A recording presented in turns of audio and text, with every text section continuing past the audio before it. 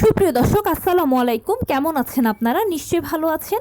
আজকের ভিডিওতে আপনাদের সবাইকে স্বাগত জানাচ্ছি। আজকে আমি আপনাদের সাথে শেয়ার করব ডেলিভারি পেইন নিয়ে আসার একাধিক পদ্ধতির মধ্যে সবচেয়ে ভালো, নিরাপদ ও সহজ পদ্ধতিটা সম্পর্কে। তাহলে চলুন জেনে নেওয়া যাক। বাই দ্য ওয়ে, মূল ভিডিওতে যাওয়ার আগে একটা কথা বলি, আমি আমার চ্যানেলে pregnancy related, specially normal delivery related অনেক ইম্পর্টেন্ট তথ্য ভিডিও আকারে শেয়ার করে থাকি। এই তথ্যগুলো আমার পার্সোনাল এক্সপেরিয়েন্স ও আমার ডক্টরের সাজেশন থেকে নেওয়া। তাই আমার চ্যানেলটিকে যদি একবার আপনারা ভিজিট করেন, তাহলে আপনারা আপনাদের প্রশ্নাতীত মনের অনেক প্রশ্নের উত্তর পেয়ে যেতে পারেন। আমন্ত্রণ জানাবো আমার চ্যানেলটিকে একবার ভিজিট করে দেখার। এবারে চলুন মূল আলোচনায় যাওয়া যাক। আমি শুরুতেই বলেছি আজকে আলোচনা করব ডেলিভারি পেইন নিয়ে আসার একাধিক পদ্ধতি রয়েছে। তার মধ্যে কোনটা ভালো, কোনটা নিরাপদ, সেটা নিয়ে আজকে আলোচনা করব। দেখুন, আমরা সবাই জানি সিজারের তুলনায় নর্মাল ডেলিভারিটা খুব ভালো। সেজন্য আমরা সবাই নর্মাল ডেলিভারিকে পছন্দ করি, নর্মালে বাচ্চা জন্ম দিতে চাই। দীর্ঘ 9টি মাস ধরে আপনি নিশ্চয়ই চেষ্টা করেছেন নর্মাল ডেলিভারির জন্য। আপনার তরফ থেকে যা যা চেষ্টা করা সব কিছু করেছেন, প্লাস বিভিন্ন ধরনের ভালো মন্দ ওঠাপড়ার মধ্য দিয়ে আপনি আর আপনার সন্তান নবম মাসে এসে পৌঁছেছেন। এখন নবম মাসের পর থেকে যত সামনের দিকে আগাচ্ছেন, ততই আপনার মনের মধ্যে একটা ভাবনা, চিন্তা কাজ করছে যে নর্মাল ডেলিভারি চাই, নর্মাল ডেলিভারির জন্য পেইন চাই। এখন এই পেইনটা কিভাবে দ্রুত নিয়ে আসা যায়, এটার জন্য কি করা যেতে পারে? বিভিন্ন জনের থেকে বিভিন্ন পরামর্শ পাচ্ছেন, উপদেশ পাচ্ছেন। এ বলছে এটা করুন, সে বলছে ওটা করুন, ও বলছে ওটা করুন। আপনি এগুলো করার কথা চিন্তা করছেন, ভাবছেন, বা হয়তোবা অলরেডি করা শুরুও করে দিয়েছেন। এক একটা পদ্ধতি অ্যাপ্লাই করা শুরু করে দিয়েছেন। কিন্তু মনে রাখবেন, আপনি যে পদ্ধতিগুলো অ্যাপ্লাই করছেন বা এই পদ্ধতিগুলো যে অ্যাপ্লাই করার কথা ভাবছেন, এগুলো কতটা নিরাপদ? এগুলো কি প্রকৃতপক্ষে নিরাপদ? ভালোর ক্রেডিট সবাই নেবে, কিন্তু মন্দের দায়টা কেউ কখনোই নিবে না।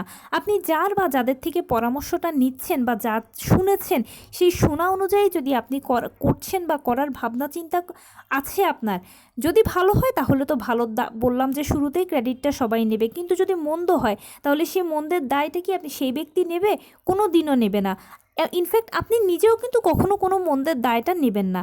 আর প্রেগন্যান্সির এই লাস্ট স্টেজটা, মানে এই যে নবম মাসের পর থেকে ডেলিভারির আগ পর্যন্ত 1 সপ্তাহ বলুন বা 10 দিন বা 15 দিন, এই সময়টা ভীষণ সেন্সিটিভ একটা সময়। এটা মা ও বাচ্চা দুটো মানুষের জীবনের প্রশ্ন। এখানে সামান্য 19 থেকে 20 হলে কিন্তু মা ও বাচ্চা উভয়ের জীবন ঝুঁকিতে পড়ে, বা মায়ের জীবন ঝুঁকিতে পড়তে পারে, বাচ্চার জীবন ঝুঁকিতে পড়তে পারে। কিন্তু মা ও বাচ্চা উভয়ই একে অন্যের পরিপূরক। মাকে ছাড়া বাচ্চা অচল, বাচ্চাকে ছাড়া মা অচল। কেননা মায়ের যদি কোনো কষ্ট হয়, তাহলে বাচ্চাটা প্রকৃতপক্ষে ভালোভাবে যত্ন পাবে না। আর বাচ্চাটা যদি কষ্ট পায়, তাহলে সবথেকে বেশি কষ্ট, দুঃখ মায়েরই বেশি হবে। সেজন্য মা ও বাচ্চা একে অন্যের পরিপূরক। তাই প্লিজ, কার থেকে পরামর্শ নিচ্ছেন সেটা একটু বুঝে শুনে নেবেন। এমনকি হুটহাট কোনো কিছু অ্যাপ্লাই করে ফেলবেন না। চিন্তা ভাবনা করে খুব সাবধানতার সহিত সামনের দিকে পাগুলো ফেলবেন। আর নর্মাল ডেলিভারিটা হচ্ছে সন্তান জন্মদানের একটা পদ্ধতি, সিজারও হচ্ছে সন্তান জন্মদানের একটা পদ্ধতি।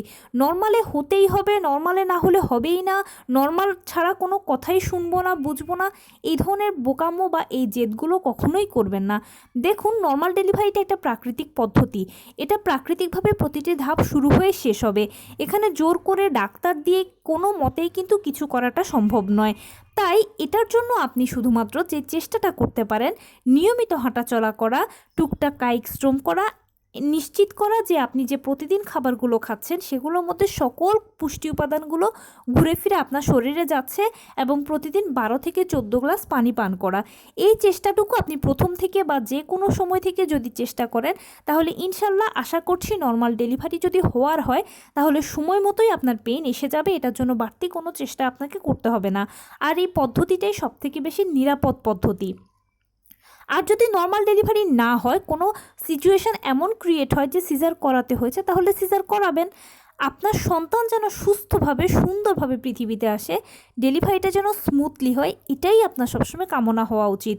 নর্মাল ডেলিভারি মানে হচ্ছে আমি সফল, সিজার মানে হচ্ছে আমি বিফল, এই ধরনের মানসিকতাটা একদম প্লিজ পরিহার করুন। আপনি সবসময় উপরওয়ালাকে রাখবেন। উপরওয়ালাই আপনাকে এই পরিস্থিতি, এই সময়ের হাত থেকে খুব ভালোভাবে সাহায্য করে তুলতে পারবে। এটা আপনার জন্য এখন একটা সময় বা একটা পরিস্থিতি। তাই আপনি যেই ধর্মের অনুসারী হন না কেন, বেশি বেশি করে উপরওয়ালাকে রাখবেন। যদি নর্মাল ডেলিভারি হয় তাহলে তো হলোই, আর যদি সিজার হয় তাহলেও হলো। সন্তান যেন সুস্থ থাকে, আপনি যেন সুস্থ থাকেন, ডেলিভারিটা যেন খুব সহজে হয়ে যায়, সুন্দরভাবে হয়ে যায়, আপনারা যেন ভালো থাকেন, এটাই আপনাদের সবসময় কামনা, প্রার্থনা, চাহিদা সব কিছু হওয়া উচিত। নর্মাল ডেলিভারির জন্য হয়তো চেষ্টা করেছেন কিন্তু হলো না, মন খারাপের কিছু নেই।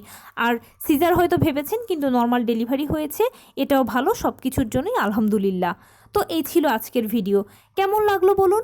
যদি ভালো লেগে থাকে ও হেল্পফুল হয়ে থাকে তাহলে প্লিজ লাইক, কমেন্ট, শেয়ার করতে একদম ভুলবেন না। আর সেই সাথে আমার চ্যানেলটিকে সাবস্ক্রাইব করার বিনীত অনুরোধ রইল।